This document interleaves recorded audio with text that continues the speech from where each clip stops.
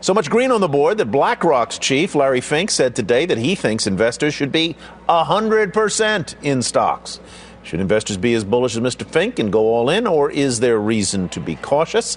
And joining us is another Larry. Larry Glazer, managing partner with Mayflower Advisors, and Rich Berg, CEO of Performance Trust Capital Partners. Larry, let me start with you. You are, you say, becoming increasingly bullish, and one of the areas that you like, lo and behold, is European multinationals. A lot of people would say, what are you, nuts? Make your case, Larry.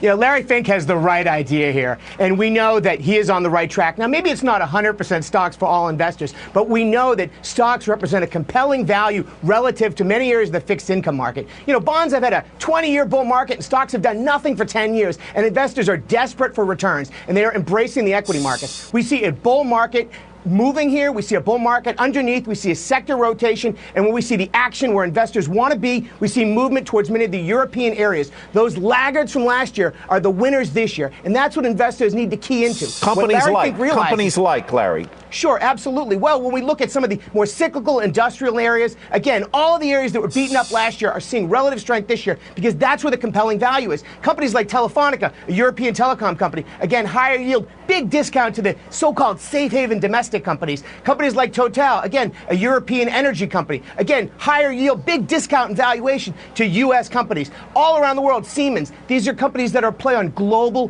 growth, global emerging market growth, a big discount to what you get here. Larry, and investors have been hiding in safe havens, and they're going to get burned. You're just not enthusiastic enough, Larry. Dial up the energy, will you?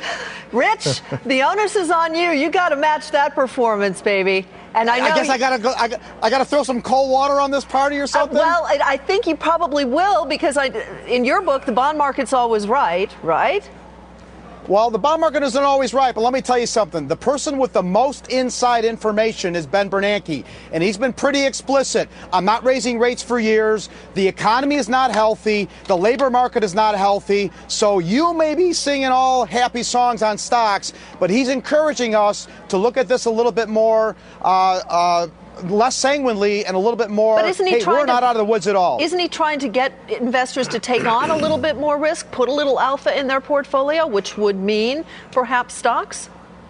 Well, but my alternative to stocks, which going on what's going on in Europe, what's going on in the political system, to me is huge risk. So why wouldn't I rather buy, if I believe that, I'll buy residential mortgage-backed securities and I'll clip my 8 to 9% contractual cash flows. You may say, well, you may not get those cash flows. If I don't get those cash flows, there's no way you have a bull stock market. You know, Rich, I have to disagree with you. And more foreclosures. Rich, so I have to disagree with you. Jump on in there, Larry, but let me get you. I respect your opinion, and I appreciate the fact that the bond market has been a great place to be. But that was a 2011 and before story. That's not a 2012 story. You know, Rich, when I see the Fed, number one rule of investing is don't fight the Fed. And the Fed is giving a green light to risk investment. It's not just our Fed. Central banks all around the world are saying, get off the sidelines. We're going to give you a negative real return if you stay in cash or stay in treasuries. Right. If you don't get out there, you're going to lose money.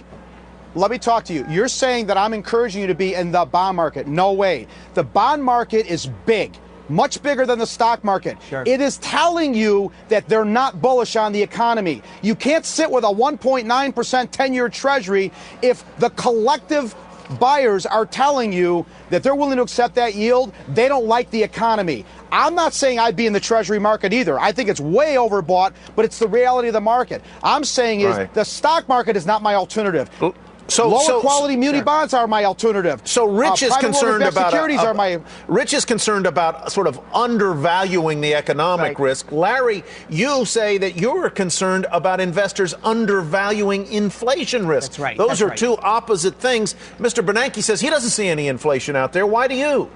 You know, that global liquidity that is being pumped all around the world ahead of the election cycle, not just here, but in other parts of the world, will lead to future inflation. That is a risk that investors are not well prepared for. You know, one of the reasons that Larry Fink told investors to get in stocks and out of bonds is because he sees the fund flows. He sees how much money has gone into so-called safe investments. And what we all learn is investors can lose money in anything. There is no such thing as a risk-free return. And many investors hiding not only in domestic so-called safe haven stocks that investment strategists have been recommending, but also in the bond market, are running from risk, and they're not being sensitive to the real risk out there, future inflation risk and higher interest rates, which would decimate I their agree with you there, but you're giving me a switch of either I got to be in stocks or treasuries. I'm saying, no, there are three other places I'd much rather be.